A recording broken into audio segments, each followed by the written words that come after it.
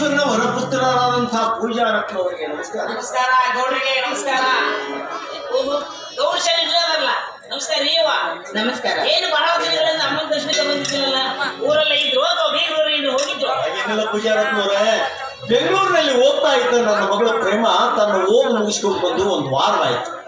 ಅವಳ ಜೊತೆಲೆ ಅದು ಇದು ಇದು ಅದು ಅಂತ ಹಂಟೆ ಹೊಡಿತಾ ಕಾಲ ಕಳೀತಾ ಇದ್ದೆ. ಹೀಗಾಗಿ ಯಾವರಿಗೂ ಹೋಗಿದ್ರಪ್ಪ. ಬಹಳ ಸಂತೋಷ ಆಯ್ತು. ಅಂದಂಗ ಗೌಡ ಇನ್ನ ನಿಮ್ಮ ಮಗನ ಓದಿಸ್ಬೇಕಂತ ಮಾಡಿರು ಅಥವಾ ಮದುವೆ ಮಾಡೋದ್ರ ವಿಚಾರದಾಗ ಇದ್ದೀರೋ?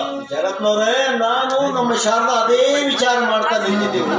ತಾವು ಕೂಡ ಸಮಯಕ್ಕೆ ಸರಿಯಾಗಿ ಬಂದು ತಾವು ಕೂಡ ಅದೇ ವಿಷಯವನ್ನು ಪ್ರಸ್ತಾಪ ಮಾಡಿದ್ರಿ. ನೋಡಪ್ಪ, ಆದಷ್ಟು ಬೇಗ ನನ್ನ ಮಗಳಿಗೆ ಒಂದು ಉತ್ತಮವಾದ ವರ ಹುಡುಕುವ ಜವಾಬ್ದಾರಿ ತಮಗೆ ಬಿಡಿ. ಯಾರು ಬೇಡ ಅಂತಾರೆ ಗೌಡ್ರ? ನಿಮ್ಮ ಮಗಳಿಗೆ ಆದಷ್ಟು ಬೇಗ ಕಂಕಣ ಭಾಗ್ಯ ಕೂಡಿ ಬರ್ಲಿ ಅಂತೇಳಿ ಆ ತಾಯಿಗೆ ಒಂದು ವಿಶೇಷ ಅರ್ಚನೆ ಮಾಡ್ತೀನಿ. ಅಂತ ಹಾಗೆ ಪೂಜೆ ರತ್ನವ್ರೆ, ಇನ್ನೊಂದು ಸಾರಿ ನೀವು ನನಗೆ ಭೇಟಿ ಆಗ್ಬೇಕಾದ್ರೆ ಆ ಶುಭ ಸಮಾಚಾರದೊಂದಿಗೇನೆ ನೀವು ನನಗೆ ಭೇಟಿ ಆಗ್ಬೇಕು. ಗೌಡ್ರ ಕೈಯಾಗ ಸಕ್ಕರೆ ಹಾಲು ಹಿಡ್ಕೊಂಡ ನಿಂದ್ರಿ. ಒಳ್ಳೆ ಘಾಟಿ ಜನ.